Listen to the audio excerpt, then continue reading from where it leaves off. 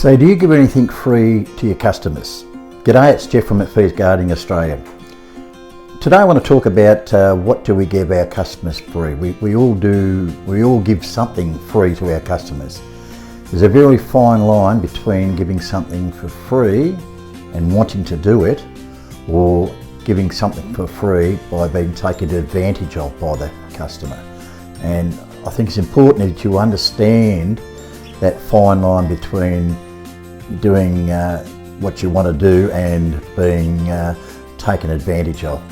Now we all of course have that free moment where, you know, the other day a customer went up and said, "Listen Jeff, the pot that sitting out on the back pergola has fallen over with the wind. Is there any chance you could pop in on your way past and reposition it?" And you say, "Yes, I could be there tomorrow because I've got a couple of jobs up the road, so 5 minutes out of my way." Well, the 5 minutes is 5 minutes to do the job, but it might be 10 minutes. So you're in, you explain, say hello, quick chat, and away you go. There's no charge because this customer you're getting many thousands of dollars over the years, so it's probably not it's not worth it. I mean, she says, "Oh, how much?" And you're going, "Look, don't worry about it," and you smile on their face and they appreciate it, and you think with yourself, well, it's no different to dropping in for a cup of coffee or seeing somebody on the side of the road and having a bit of a chat. So I think that's a good thing if you're able to do that. Now, where it becomes difficult, I've had it in the past. A customer, let's say, "Jeff, the pot, same scenario, needs repositioning," and you do the job. Then the following week, you get another call and say, "Oh, listen, the sprinkler system's not working properly. I'm a bit worried. Can you check it out?" And you'll say, "Look, I can do it on my next visit." "Oh, I'm a little bit concerned." So you go and you find that someone switched the tap off, or it's just a couple of minute job. So again, another free job. And then you'll get another call and they'll say, "Oh, listen, the back gate is, I just can't open it right up because there's too many pots in the way. If you could just clear them out of the way, because I've got someone coming next week to do some painting and I don't want to sort of be a pain." So you can see this particular customer's then becoming expecting you to do something for free, and lots of it. And you've got to put your foot down early and say, "Listen, look, I don't mind doing it, but because we're, and you can't wait till the next visit, I'm going to have to charge my minimum call-out fee because, I don't mind doing it once in a blue moon, but to have it done regularly, and because once you do that, once you say that, or once you put that on the next invoice, they won't ask you again." So you've now determined that line and put the line in the sand and saying, "Look, I'll do the free things, but sometimes if you keep stretching it, I'm going to have to charge you for it." Only you are going to understand what's that, but just be careful of that sort of thing. The other free things we give out is advice, free advice. How many times a customer will ask you, walk around the garden, having trouble with the lily pillia here, something's eating it and it's not looking really good. What suggestions have you got? And you'll explain, I can do a treatment and a bit of a prune, a bit of fertilise once we get rid of the problem, and I can do that. I'll say to the customer, I can rectify that for you. And 9 times out of 10 they'll say yes. You'll get the odd one and say, "Oh, well, thanks very much, I'll give it a crack." But most times, because you've got good customers, they'll let you do it, and obviously that's more work for you guys, or for us, isn't it? So that's one little thing there. Now, I'll just stop there. When I've asked a lot of guys, "Oh, have you done a horticulture course and you know a lot about plants and the knowledge, and we'll never ever be able to do that." Well, I didn't know a lot when I started. Yes, I did a horticulture course during my early days of my gardening business. I did come from a family of plant nurseries of my grandmother.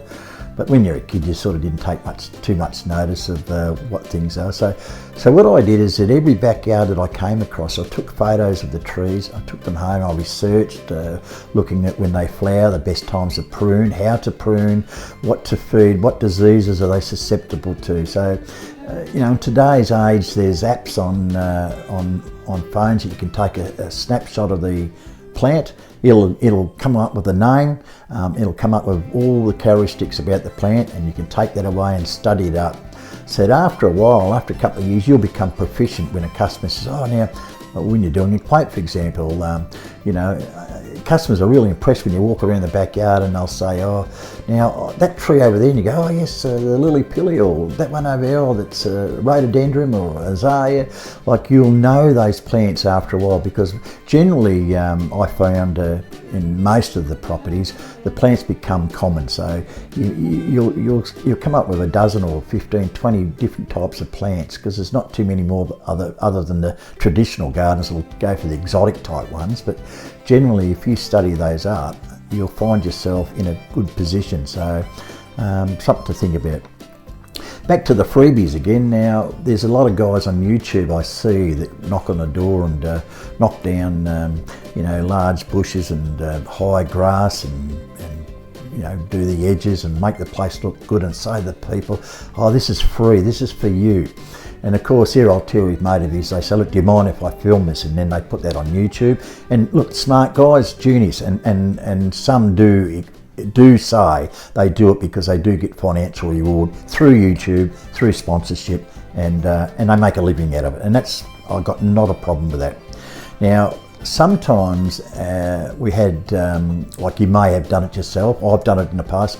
It reminded me the other day, we have a forum in Australia where the lawn mowing and gardening contractors communicate with each other. I think we've got about 6,000 members on our page, and we talk about different aspects of business and problems and how to quote and etc. And one guy came up with he asked a question about, did you give anything for free?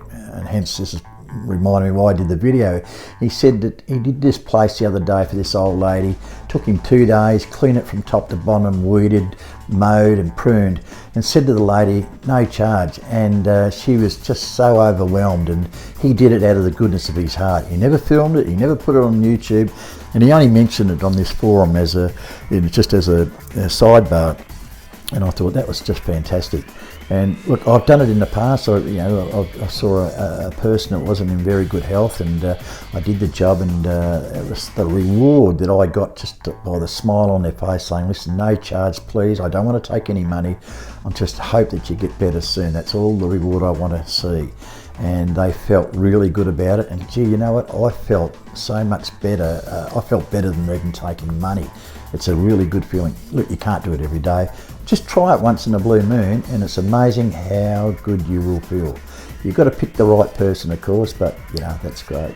The other free things we do, of course, how many times do you roll up and the old lady, she's waiting for you, and she's got a couple of jars of jam or Vegemite or strawberry jam or whatever, and they can't get the jar open.